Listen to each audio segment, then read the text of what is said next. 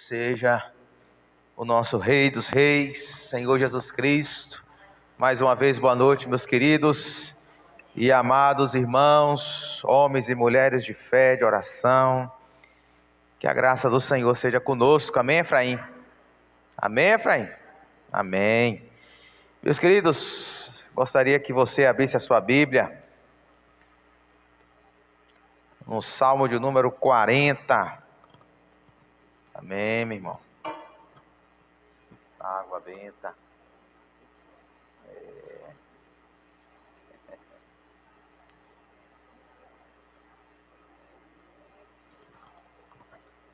Salmo de número 40.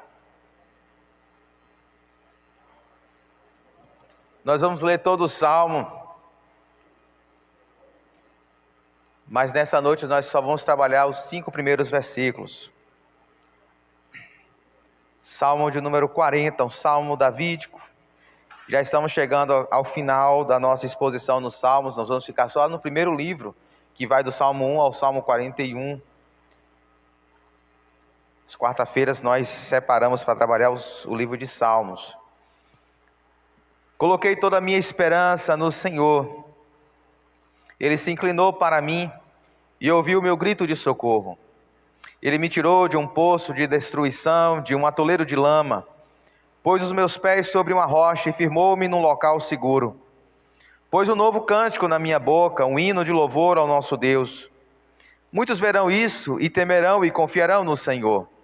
Verso 4. Como é feliz o homem que põe no Senhor a sua confiança e não vai atrás dos orgulhosos, dos que se afastam para seguir deuses falsos.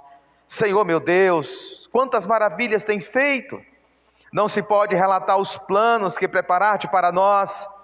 Eu queria proclamá-los e anunciá-los, mas são por demais numerosos. Sacrifício e oferta não pediste. Não abriste, mas abriste os meus ouvidos. Holocaustos e ofertas pelo pecado não exigiste. Então eu disse, aqui estou. No livro está escrito a meu respeito. Tenho grande alegria em fazer a tua vontade, ó meu Deus. A tua lei está no fundo do meu coração. Eu proclamo as novas de justiça na grande assembleia. Como sabes, Senhor, não feche os meus lábios. Não oculto no coração a tua justiça. Falo da tua fidelidade e da tua salvação. Não escondo da grande assembleia a tua fidelidade e a tua verdade. Verso 11. Não me negues a tua misericórdia, Senhor. Que o teu amor e a tua verdade sempre me protejam. Pois incontáveis problemas me cercam. As minhas culpas me alcançaram e já não consigo ver. Mais numerosos são os cabelos da minha cabeça, e o meu coração perdeu o ânimo. Agrada-te, Senhor, em libertar-me. Apressa-te, Senhor, a ajudar-me. Sejam humilhados e frustrados todos os que procuram tirar minha vida. Retrocedam desprezados os que desejam a minha ruína. Fiquem chocados com a sua própria desgraça os que zombam de mim. Mas regozijem-se e alegrem-se em ti todos os que te buscam. Digam sempre aqueles que amam a tua salvação, grande é o Senhor. Quanto a mim, sou pobre e necessitado, mas o Senhor preocupa-se comigo. Tu és o meu socorro e o meu libertador. Meu Deus, não te demores. Podeis se assentar, meus irmãos. Eu separei esse salmo em 3 mensagens. Vou trabalhar a primeira hoje e quando eu tiver a oportunidade nós vamos terminar o Salmo 40. Hoje nós vamos ficar do Salmo 40, do verso 1 ao verso de número 5. Os irmãos sabem que o livro dos Salmos, ele é dividido em 5 livros. São 150 salmos divididos em 5 livros. O primeiro livro vai justamente do Salmo 1 até o Salmo de número 41. E interessante, meus amados irmãos, é que desses 41 primeiros salmos que nós temos na Bíblia, 38 deles foi escrito por Davi. Por exemplo, o Salmo 40 é um salmo de Davi. Dos 41 primeiros, 38 foi escrito por Davi. E dos 38 salmos escritos por Davi, 22 deles, os primeiros 22 salmos, são salmos de lamentação. São salmos em que o salmista está enfrentando alguma dor, alguma angústia, alguma circunstância adversa, e ele clama a Deus por socorro e por livramento. No entanto, esse salmo que nós lemos agora não é salmo de lamento, é um salmo de ação de graças. O salmista Davi, ele passou quase a primeira parte inteira lamentando, clamando, chorando, apresentando diante do Senhor as suas adversidades, as suas dores. Mas agora no finalzinho do primeiro livro, no Salmo 40, ele rompe em gratidão. Interessante que o Salmo 40 é uma canção de agradecimento ao Senhor em face da graça de Deus, a graça salvadora, ministrada na vida do salmista. Ao tempo também que é um convite ao povo de Deus, esperar e confiar somente no Senhor. E para o salmista, essa é a real essência da felicidade.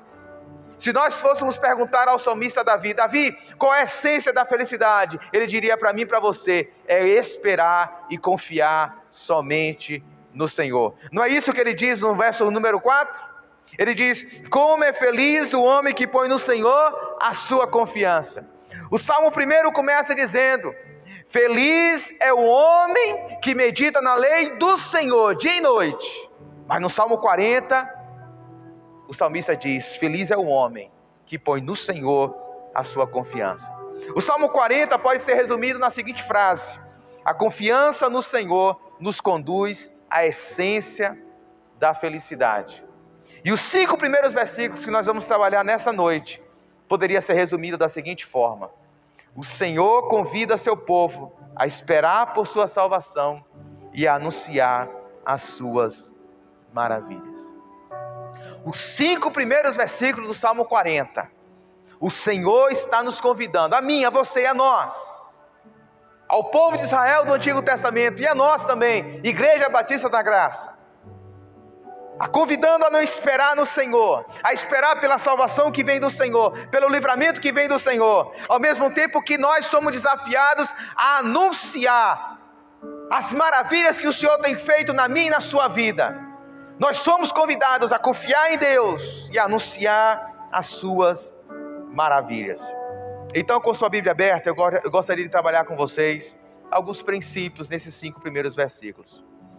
O primeiro princípio que o Salmo nos ensina é sobre uma decisão, esperar e confiar somente no Senhor. O salmista apresenta para nós, meus irmãos, uma decisão que ele tomou na sua vida. E a decisão que ele tomou, e a decisão que ele convida o povo de Israel no Antigo Testamento a tomar, e a decisão que o Espírito Santo de Deus está nos desafiando a tomar hoje, agora, é confiar e esperar somente no Senhor. Se não, veja comigo os versos 1 e o verso 4. O verso 1, o salmista começa dizendo, coloquei o quê? Toda, não foi uma parte, não foi um percentual, coloquei toda a minha esperança em quem? No Senhor. O verso 4 diz, como é feliz o homem, como é feliz a mulher, como é feliz o adolescente, como é feliz o jovem, que coloca, que põe no Senhor a sua confiança, e não vai atrás dos orgulhosos, dos que se afastam para seguir deuses falsos. O salmista está nos ensinando, meus irmãos, que a felicidade está em confiar e esperar no Senhor. O salmista está dizendo que ele, diante da vida, diante de situações, da urdidura da vida, ele tomou uma decisão, a decisão mais importante que eu e você podemos tomar, e a decisão é confiar somente no Senhor. Coloquei toda a minha esperança no Senhor, não apenas uma parte da sua esperança, mas toda a sua esperança foi depositada no Senhor. Talvez, meus amados irmãos, esse seja o nosso maior desafio. Assim como foi um desafio para o salmista Davi, assim como foi um desafio para o povo de Deus no Antigo Testamento, também para nós hoje, é um grande desafio colocar no Senhor, e somente no Senhor, a nossa confiança. A questão, meus amados e queridos irmãos, não é a gente confiar no Senhor e confiar em outro acessório. Não é confiar no Senhor e confiar na nossa inteligência para resolver os problemas. Não é confiar no Senhor e confiar na nossa esperteza, nas nossas habilidades, Não é confiar no Senhor e confiar ao mesmo tempo nos numerários que nós temos na conta corrente. Não é confiar no Senhor e confiar ao mesmo tempo na nossa força física, na nossa capacidade humana. Não é confiar no Senhor e confiar ao mesmo tempo em algum adendo, em algum acessório, em algum complemento. O salmista ele chega a dizer no verso de número 4: como é feliz o homem que põe no Senhor a sua confiança e não vai atrás dos orgulhosos. Não vai atrás daqueles que rejeitam o Senhor, daqueles que vivem a sua vida como se não dependessem de Deus, tomando decisões à parte da dependência e da esperança no Senhor. Dos que se afastam para seguir deuses falsos. Se existe uma coisa na nossa cultura, se existe uma coisa que vai sabotar nossa fé no Senhor, são os deuses falsos dos nossos tempos. Talvez eu e você, nós não somos desafiados todos os dias a nos prostrarmos diante de uma imagem de escultura. Porque infelizmente pessoas acham que idolatria é somente nós nos prostrarmos diante de uma imagem de gesso ou de pedra. Mas ao longo da nossa vida, nós podemos construir os nossos próprios ídolos. E passarmos gradativamente a confiarmos nesses ídolos. Talvez seja a sua segurança profissional. Talvez você transformou o seu ídolo na sua inteligência. Você se acha esperto, inteligente o suficiente para resolver seus próprios problemas. Talvez seja a sua independência. Você não gosta que ninguém coloque o bedelho na sua vida. Nós temos os nossos ídolos. E o salmista também tinha os dele, mas ele rejeita todos eles e decide confiar somente no Senhor. Porque somente o Senhor, meus irmãos, pode sustentar e fortalecer a nossa jornada. Coloquei toda a minha esperança somente no Senhor. Eu fico observando, por exemplo, meus amados, que Jeremias escreveu para o povo de Israel no Antigo Testamento. Você sabe muito bem, Jeremias, ele é um profeta pré-cativeiro. E Jeremias está naquela fase em que o povo de Israel está sendo ameaçado pelo Império Babilônico. E Jeremias está dizendo: busque o Senhor, confie no Senhor, volte-se para o Senhor e os babilônios não lhes farão mal. Espere no Senhor. O povo ouviu? Não. O povo buscou ajuda do Egito. O povo buscou ajuda na Assíria. O povo não confiou no Senhor. E Jeremias escreve no capítulo 2, verso 13, o seguinte: o meu povo, Deus falando por meio de Jeremias, o meu povo cometeu 2 crimes. Eles me abandonaram a mim, a fonte de água viva, e cavaram suas próprias cisternas, cisternas rachadas que não retêm água. O povo de Deus, mesmo frequentando o templo de Deus em Jerusalém, gradativamente ele usa essa imagem metafórica, figurada, para dizer de cisternas, que o povo construiu cisternas, dizendo que o povo, em vez de confiar e esperar somente no Senhor, em frente às ameaças do inimigo, o povo decidiu construir a sua própria fonte de segurança, de vida, construiu as suas próprias cisternas. Mas Jeremias diz: são cisternas rachadas que não conseguem reter água. Quando nós construímos nossas próprias cisternas, meus irmãos, quando nós construímos as nossas bases, as nossas próprias muletas, essas nossas bases, essas nossas cisternas, essas nossas muletas não pode gerar vida para nós.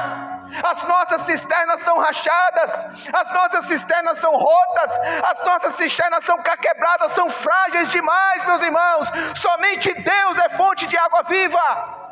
Somente quando nós confiamos em Cristo, Ele é a fonte de água viva, é Ele que pode nos sustentar, é Ele que pode nos dar sabedoria, é Ele que pode nos dar destreza, é Ele que pode nos dar força, é Ele que pode nos dar ânimo, é Ele que pode nos dar inteligência espiritual para tomarmos as decisões corretas na vida.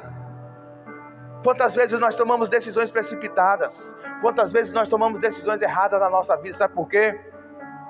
porque nós confiamos na nossa própria capacidade. E Deus está dizendo para mim e para você: tome a decisão de esperar e confiar somente no Senhor. O povo de Israel foi para o exílio babilônico. Deus permitiu que uma nação ímpia, pagã, destruísse o templo, destruísse as muralhas da cidade, trouxesse vergonha para a nação, porque eles não confiaram no Senhor. Quantas vezes Deus permite tragédias na nossa vida? Quantas vezes Deus permite situações difíceis na nossa vida? Sabe para quê? Para nos chamar a atenção, para puxar a nossa orelha e dizer: ei, você está confiando em quem? Quem é que você tem esperado? Você tem confiado em mim? Você tem depositado a sua confiança, a sua dependência em mim? No meu Filho Jesus Cristo? Temos confiado em Jesus, meus irmãos, frente às situações difíceis que nós enfrentamos? A primeira decisão que o salmista toma é de esperar somente no Senhor. E ele é surpreendido, assim como nós também somos surpreendidos, quando nós confiamos no Senhor. Fala isso para o seu irmão que está do seu lado aí, ó. Fala assim, ó: quando nós confiamos e esperamos no Senhor, nós somos surpreendidos pela sua ação graciosa. Amém? Você acredita nisso? Eu acredito nisso. Quando nós confiamos e esperamos no Senhor, às vezes confiar e esperar no Senhor não significa que nós vamos ver logo luz no fim do túnel, não. Mas confiar e esperar no Senhor, pode ter certeza disso, é ser surpreendido pela sua intervenção graciosa, pelo agir gracioso do Senhor. É isso que o salmista diz para nós. Se não vejamos, meus irmãos, e aí é o segundo ponto, uma intervenção, a ação graciosa do Senhor, o verso 1 e o verso 3, até o verso 3. Veja comigo com calma a quantidade de vezes que o salmista diz o que Deus fez pela vida dele. Olha só, verso 1, a parte B. Ele, Deus, quando ele tomou a decisão de confiar e esperar no Senhor, ele, Deus, se inclinou para mim e ouviu o meu grito de socorro. Verso 2. Ele me tirou de um poço de destruição, de um atoleiro de lama, pôs os meus pés sobre uma rocha e firmou-me no local seguro. Pois, verso 3, pôs um novo cântico na minha boca, um hino de louvor ao nosso Deus. Perceba, a única ação do salmista, está lá verso 1 e o verso 4, confiar no Senhor, esperar no Senhor. Mas quando ele toma a decisão de esperar e confiar no Senhor, é Deus quem faz. Quando nós oramos, Deus trabalha em nosso favor. Quando nós trabalhamos, quando nós agimos por conta própria, confiando em nós mesmos, nós trabalhamos sozinhos. Um pai e uma mãe, confiando na sua capacidade para educar os seus filhos, ele trabalha sozinho. O marido que confia na sua própria capacidade para resolver um conflito conjugal, ele está sozinho. A mesma coisa a esposa. Um profissional diante de uma demanda profissional, confiando somente na sua capacidade intelectual, trabalha só. Mas quando nós esperamos, quando nós confiamos no Senhor, quando nós oramos, quando nós buscamos, quando nós dependemos, quando nós esperamos pela intervenção de Deus, Deus trabalha no favor da sua igreja. É isso que o salmista está dizendo. Olha a quantidade de vezes que ele diz, que ele repete a mesma coisa. Ele se inclinou para mim. Ele começa dizendo assim, verso 1: ele, Deus, quando eu esperei, ele se inclinou para mim. E isso significa atenção e empatia de Deus. O fato de Deus se inclinar para ele é dizendo: ei, eu estou atento ao que você está passando. Eu estou tendo empatia pela sua dor, pelo seu sofrimento. Deus não está indiferente ao que você está passando. Eu quero que você saia dessa noite com essa convicção. Deus sabe aonde você mora. Deus sabe o que você passa nos bastidores da sua vida. Deus conhece as tuas lágrimas, Deus conhece a tua aflição, Deus sabe das tuas dores, Deus sabe dos teus medos e das tuas incertezas e das tuas perguntas. Ele conhece você e Ele se inclina quando você confia e espera pelo Senhor. E mais, o texto diz que Deus se inclina não simplesmente como uma pessoa curiosa que nada pode fazer, não. Ele se inclina e o texto diz: Ele ouviu o meu grito de socorro. Nos momentos em que nós gritamos não com palavras, mas clamamos e gritamos com a alma, ficamos indecisos, ficamos aflitos, ficamos com medo. O que será? O que será da minha caminhada profissional? O que será do futuro do meu filho? E agora que isso aconteceu, o que será da minha família? O que será da minha saúde? O que será da nossa caminhada profissional e espiritual? O texto está dizendo, nesses momentos, quando nós gritamos, às vezes com palavras, às vezes com lágrimas, às vezes com gemidos inexprimíveis, nesses momentos Deus, Ele nos escuta. E o ouvir de Deus é para responder. O ouvir de Deus é para agir. O ouvir de Deus não é apenas para captar os nossos sons. O ouvir de Deus é para fazer algo nas nossas vidas, meus irmãos, quando nós esperamos e nós confiamos. O texto continua, Deus se inclina, Deus ouve. Vá comigo, verso de número 2. Ele, Deus, me tirou de um poço de destruição.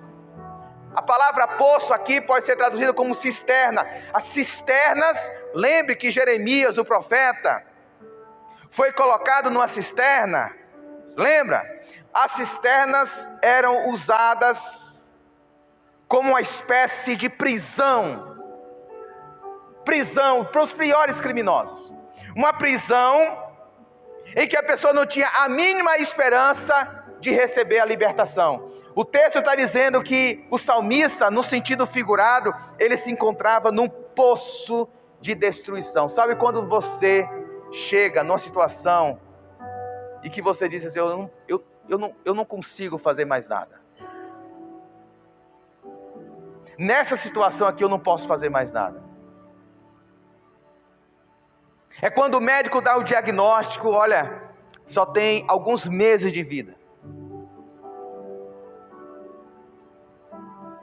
É quando o filho cresce, se torna adulto e decide sair de casa por conta própria. E você não tem nada para fazer.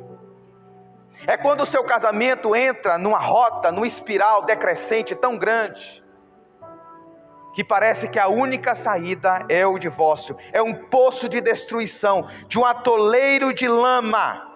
E o texto está dizendo, quando nós nos encontramos, seja emocionalmente, seja espiritualmente, seja profissionalmente, quando todas as portas parecem estar fechadas, um poço de destruição, Deus, Ele age, Deus se inclina, Deus ouve e Ele entra com providência e nos tira desse poço de destruição, pela graça e pelo poder do Senhor, meus irmãos.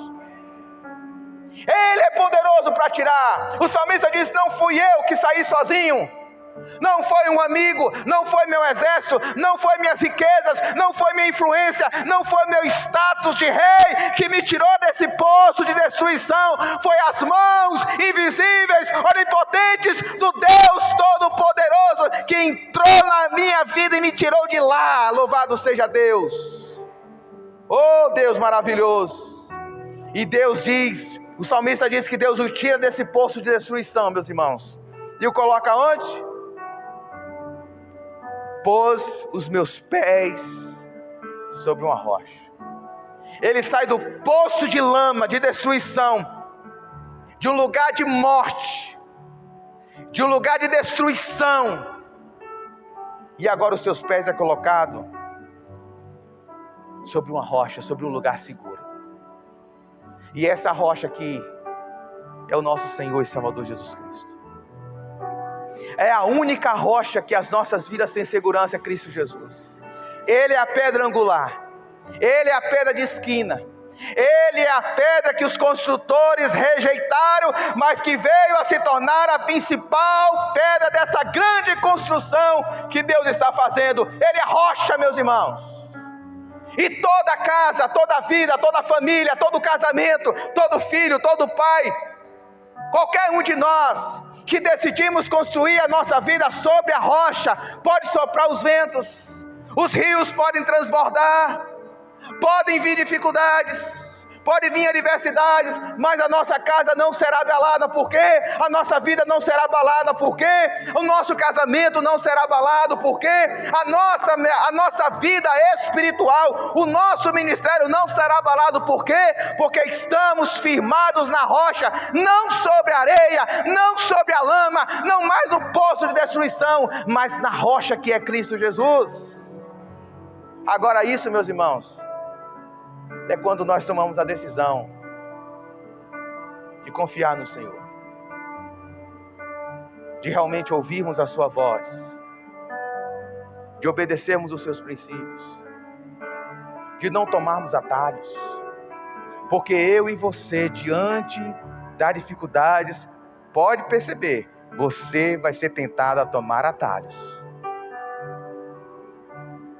Mas quando nós confiamos e esperamos no Senhor, nós somos surpreendidos pela mão de Deus, que vem e nos resgata do poço de destruição. Se nós estamos aqui nessa noite, meus irmãos, se nós estamos aqui nessa noite, foi porque um dia Ele fez isso conosco.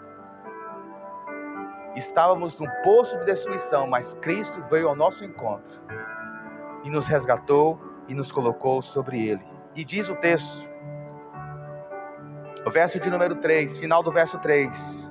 O verso 3, melhor dizendo. Pôs um novo cântico na minha boca, um hino de louvor ao nosso Deus. O texto começa dizendo que Deus ouviu o grito de socorro.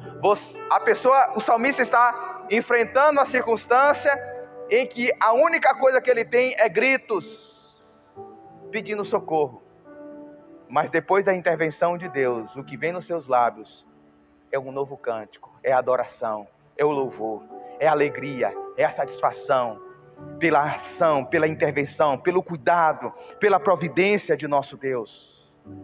Meus irmãos, é isso que nós experimentamos quando nós confiamos e esperamos no Senhor, meus amados. Quando nós esperamos e confiamos no Senhor, nós experimentamos a intervenção extraordinária de Deus. Quando nós olhamos para a história de homens e mulheres da Bíblia, quando foi que homens e mulheres da Bíblia experimentaram a grandiosidade da intervenção de Deus em momentos de aflição? Lembre de Moisés. Quando foi que Moisés experimentou a intervenção graciosa de Deus? Quando diante dele estava o mar vermelho e atrás dele o exército de Faraó. Lembre de Josué, com a geração que nunca lutou uma guerra, tendo que conquistar uma terra inteira, a terra da Palestina. E Deus manda ele guerrear contra a cidade de Jericó, apenas trocando trombetas. E de repente ele vê a intervenção do Senhor, a ação do Senhor, derrubando aquelas muralhas. Lembre de Gideão, meus amados irmãos. Depois de anos de aflição nas mãos dos midianitas, Deus levanta este homem medroso, como eu e você. Um homem que estava se escondendo, e de repente Deus levanta este homem, junto com 300 homens, ele e mais 300, para guerrear contra o exército de 135 mil soldados midianitas. São 300 homens contra 135 mil soldados midianitas. E Gideão não levanta uma espada, Gideão não levanta nenhuma arma bélica, ele toca trombetas, quebra vasos, e o anjo do Senhor entra com providência na vida do povo de Deus. Meus irmãos, nós precisamos experimentar as intervenções do Senhor. E nós só experimentaremos, juvenil, quando nós esperamos e confiamos no Senhor. Nós só seremos agraciados, irmã Dionísia, quando de fato nós esperamos e dependemos do Deus Todo-Poderoso. Nós precisamos, meus irmãos, confiar e esperar no Senhor para que a intervenção graciosa de Deus venha sobre nós. E eu encerro nessa noite com um propósito. Primeiro, uma decisão: confiar e esperar no Senhor. Segundo, uma intervenção, ação graciosa de Deus. E terceiro, um propósito. Qual é o propósito, pastor? De Deus agir com graça na minha e nas nossas vidas, para que a gente anuncie as maravilhas do Senhor. Verso 3, a parte B diz assim: muitos verão isso. Verão o quê? Verão Deus agir nas nossas vidas. Verá Deus curar uma enfermidade humanamente curável. Verá Deus restaurar o nosso casamento que estava à beira de um divórcio. Verá Deus salvar o nosso filho, um filho rebelde, e Deus entra com providência e salva ele para Cristo e usa para a glória do Senhor. Verá Deus agir na nossa vida ministerial, fazendo coisas extraordinárias, mesmo nós sendo limitados. O texto diz: muitos verão isso e temerão, e confiarão no Senhor. Verso 5: Senhor meu Deus, quantas maravilhas tens feito! Não se pode relatar os planos que preparaste para nós. Eu queria proclamá-los e anunciá-los, mas são por demais numerosos. O salmista está dizendo: meu Deus, eu queria anunciar as tuas maravilhas, eu queria falar para as pessoas as grandes intervenções do Senhor na minha vida, mas são tantas, Senhor, que eu não consigo enumerar todas elas. Domingo de manhã nós ouvimos aqui alguns testemunhos importantes e impactantes. Nós ouvimos como Deus agiu com intervenção graciosa na vida de Jó. Uma história que eu particularmente não conhecia, mas que nós e muitos de nós não conhecíamos, mas que nós viemos conhecer. Por quê? Porque Deus, ela confiou e esperou no Senhor.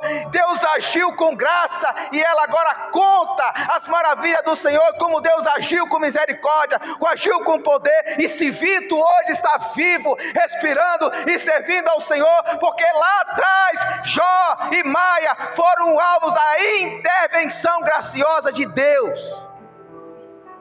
Nós ouvimos aqui da irmã Elinalva, como Deus livrou Lucas de um grave acidente, e tirou a vida de Lucas das garras da morte, salvando e preservando o filho do servo do Senhor. E hoje Lucas é um menino, um jovem que serve ao Senhor.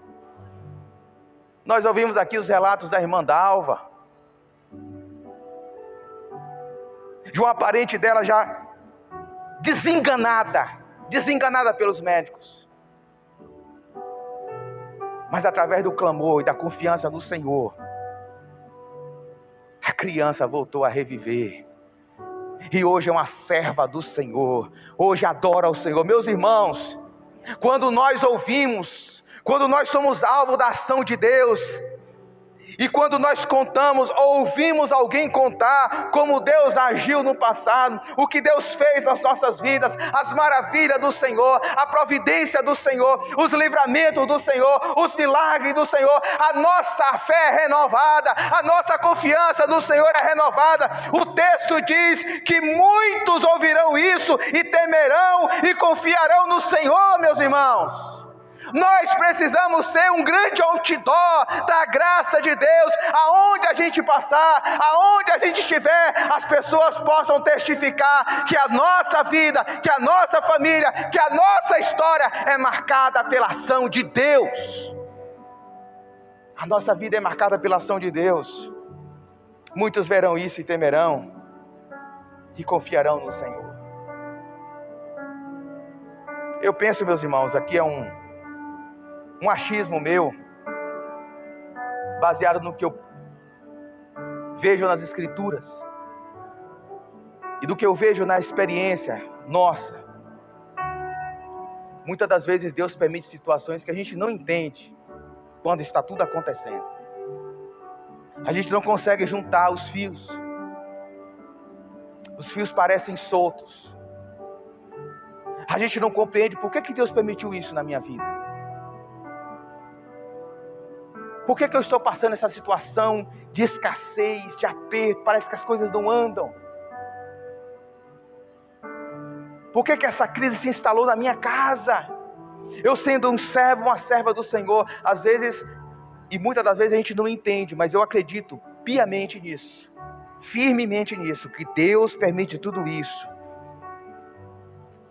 para trabalhar a nossa fé, para fortalecer as musculaturas da nossa fé, para a gente aprender a esperar e confiar no Senhor. E uma vez quando a gente aprende, Deus Ele age nas nossas vidas, com graça, misericórdia e providência, a fim de que outras pessoas, talvez o nosso colega de trabalho, talvez o nosso vizinho, talvez um familiar, talvez até mesmo uma pessoa da igreja que está com a sua fé fraquejada, ouça o que Deus fez das nossas vidas e passem a temer e confiar no Senhor. É isso que Deus faz. Quando a gente está no meio da tempestade, a gente não entende. Mas Deus está conduzindo as nossas vidas para esse propósito. Meus queridos, que ao sairmos daqui dessa noite, sejamos lembrados de que a grande decisão que eu e você temos que tomar todos os dias é confiar no Senhor. É esperar pelo Senhor. E esperar pelo Senhor é ser surpreendido, estar preparado para ser surpreendido pela graça de Deus. Pela intervenção do Senhor. Ele se inclina, Ele ouve e Ele nos tira. Nos tira do poço e nos coloca na rocha que é Cristo. E Ele faz tudo isso para que as nossas vidas sejam uma grande propaganda da graça do Senhor. Vamos orar? Vamos pedir ao Senhor que renove a nossa fé. Talvez você esteja precisando ouvir essa palavra hoje. Talvez você entrou aqui nessa noite com a sua fé balançada, com alguns questionamentos. Talvez, quem sabe, sua fé hoje está firme, está forte. Mas talvez você passará por situações no futuro em que a sua fé será provada. E lembre-se nesses momentos, Deus, Ele deseja que você espere e confie somente nele. Ele é o Deus que está no controle. Ele está no controle da economia, Ele está no controle de toda a saúde. Ele pode restaurar qualquer tipo de enfermidade. Ele pode curar qualquer tipo de doença. Ele pode até mesmo ressuscitar mortos. O Senhor, Ele está cuidando de cada fio de cabelo da nossa cabeça. Quando os nossos filhos saem de casa, é o Senhor que os guarda. É o Senhor que os faz voltar para a residência, seguros. É o Senhor que está cuidando da vida do seu povo. E as circunstâncias adversas que eu e você podemos enfrentar, não pode ser um termômetro. Não pode ser uma oportunidade de questionarmos o amor de Deus. Não é uma oportunidade da gente medir, mensurar o amor de Deus por nós. Deus nos ama. E Ele já demonstrou isso por nós de maneira cabal e completa na cruz do seu Filho Jesus Cristo. Senhor, nessa noite nós queremos te pedir uma coisa. Como aquele pai de Mateus capítulo 17, que desde do nascimento do seu filho, presenciava aquele menino epilético, endemoniado, se jogando ora no fogo, ora na água. Aquele pai estava desesperado, Senhor. Aquele pai não sabia mais o que fazer para ajudar o seu filho. E ele vai a teu encontro. E os discípulos não conseguem resolver o seu problema. Mas quando ele apresenta diante do Senhor, o Senhor diz que o que nós precisamos é de fé. E aí então ele pede: Senhor, aumenta a minha fé. Esse é o nosso pedido também nessa noite, Pai. O nosso pedido é que o Senhor aumente a nossa fé e a nossa confiança. Nós precisamos que o Senhor faça isso todos os dias da nossa vida, porque todos os dias o diabo tenta semear sementes de dúvida em nosso coração. Será que vai dar certo? Será que essa situação Deus vai restaurar, Deus vai curar, Deus vai resolver? Cadê o teu Deus, que não vê o que você enfrenta da sua casa com seu filho? Onde está a tua fé? Onde está o teu Deus? A mesma estratégia que ele usou com Jesus, ele usa conosco. Se tu és o Filho de Deus, cadê o teu Pai, que não te alimenta? Se vira sozinho, multiplica essas pedras em pães. Não espere pelo teu Pai, Ele não está nem aí para você. Resolva o seu problema por si mesmo. A mesma estratégia também se apresenta a nós, Senhor. Muito mais quanto nós vivemos numa geração tão apressada, tão acelerada. Nós não somos treinados a esperar. Nós não gostamos de esperar. As coisas do nosso mundo são feitas justamente para evitar que nós esperemos. Tudo tem que acontecer rápido demais. Tudo tem que acontecer na velocidade da luz. Não gostamos de aguardar. Não gostamos de nos sentir vulneráveis, dependendo de outra pessoa. E o diabo aproveita esse sentimento cultural e sabota a nossa fé e a nossa confiança no Senhor. Quantas vezes nós complicamos ainda mais a nossa situação quando não esperamos e tomamos decisões por nós mesmos? Quantas vezes tomamos atalhos? Quantas vezes nós não sucumbimos diante da tentação do inimigo e transformando as nossas pedras em pães?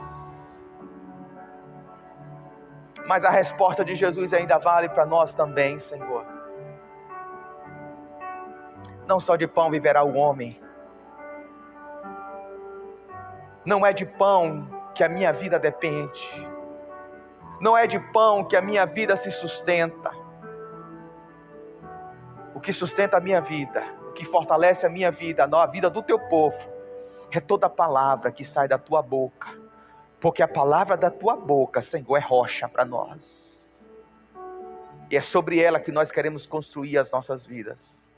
Somente a tua palavra, e a tua palavra para nós é: confie em mim, espere por mim, deixe eu cuidar da sua vida. Não se deixe enganar pelo que você consegue enxergar. Eu vejo além da curva, você não vê, mas eu vejo além da curva. A sua visão, a minha visão, a nossa visão, Senhor, é muito limitada. Mas o Senhor está no seu alto e sublime trono.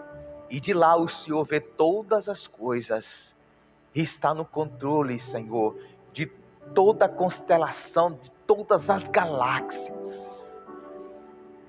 Nenhum fio de cabelo cai da nossa cabeça sem que o Senhor saiba, sem que o Senhor permita. É nesse Deus que nós confiamos e esperamos. Aumenta-nos a fé, em nome de Jesus. Que o Senhor te abençoe e te guarde. Que o Senhor faça resplandecer o seu rosto sobre ti e te conceda graça. Que o Senhor volte para ti o seu rosto e te dê a paz. Em nome de Jesus. Amém. Deus em Cristo vos abençoe, meus irmãos.